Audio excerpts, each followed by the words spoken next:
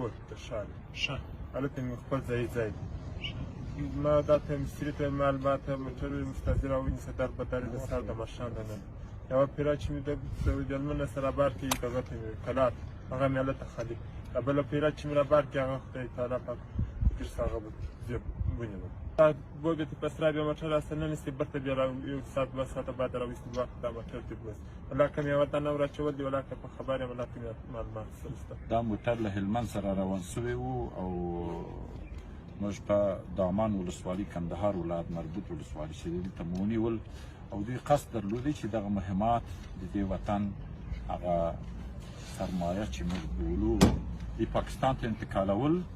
او موږ الحمدلله د 20 مجاهدینو په استخباراتي معلوماتو سره دغه موټر مو تقریبا 80,000 دانې مرمۍ دي یو 3-4 دانې کرمولي دي د درازنوب دوربین دي او درازنوب پکښې دي دغه شان موږ په دې پوره آمادګي مو نیولې ده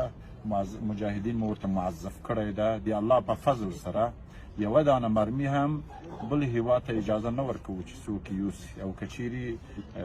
موږ خبر سو یا استخباراتي راپور موږ ته ورسېږي انشاءالله فورا اقدام کوو او جانب مقابلې به ونیسو